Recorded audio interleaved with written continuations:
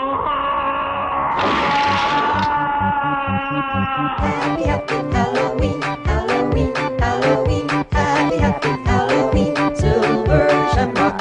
Happy, happy Halloween, Halloween, Halloween. Happy, happy Halloween, Silver Shamrock. 7th Street Productions, 31 Days of Halloween. Greetings, Earthlings! Welcome to 7th Street, and welcome back to 7th Street Productions, 31 Days of Halloween, where we are counting down my personal favorite 31 horror films of all time. Happy Hallowseve to everybody, and today is a really, really special one, coming from the master of horror himself, George A. Romero's Martin. This is not just a brilliant horror film, this is a brilliant work of art, really. I mean, I think of this movie as an art film first and a horror movie second. The plot is pretty confusing.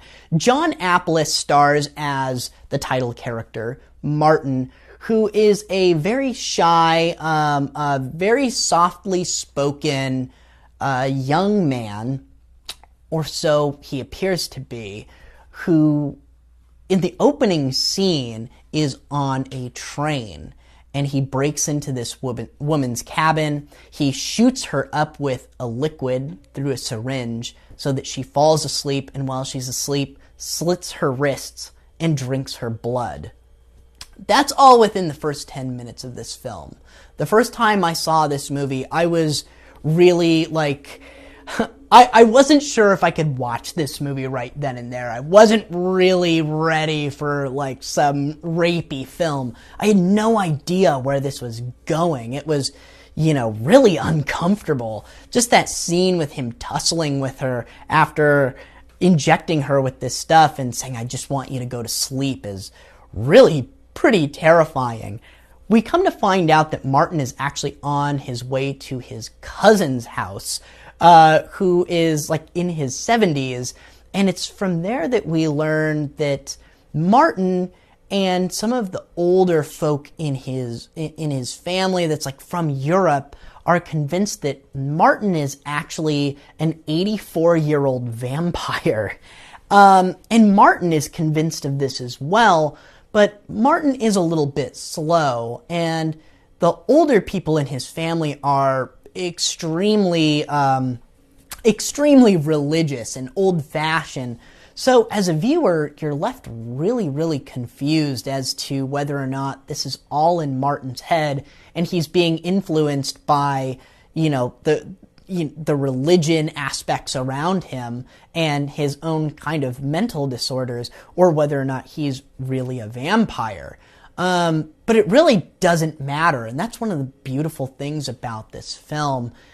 We get a lot of exposition as to who Martin really is, because he doesn't really talk or interact with very many characters, but he does call into a nightly radio station under the name The Count, and he informs all the listeners on what it's really like to be a vampire. He can go out in the sun, it hurts his eyes, and he doesn't fly around, he doesn't have magical powers, but he does need blood. And it's just a really unnerving film and feels it's very grounded in reality. There's no supernatural aspects going on here, which is really interesting for a vampire film. It's really him just breaking into people's houses and knocking them out and stealing their blood. It's pretty gruesome and just really, really well done. It's a work of art. John Amplas is absolutely phenomenal as Martin. I can't stress that enough. He is a very, very underrated actor, and I did have the privilege of meeting him at a film festival a couple years ago.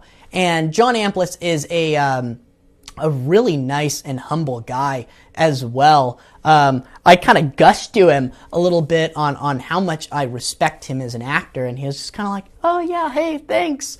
You know, and I don't think that he gets the love that he deserves from fans. I think that people mostly kind of come up to him and want to ask about George Romero. They don't want to ask about his process. But I stood there forever kind of questioning him, you know, on how he approaches a role and how he did something so honest. Because in this movie, you really buy this character. You kind of watch it and think, who the hell is this guy? Did they just, like, find this, like, actual crazy guy on the side of the freeway?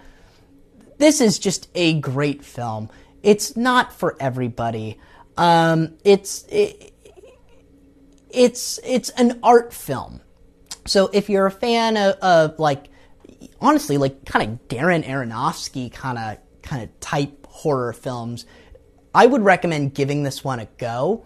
But you know, if you're looking for, you know, the kind of Twilight or Lost Boys style vampire film, you probably won't find much here that you like. This movie is like Twilight, but done with some freaking balls. Check it out.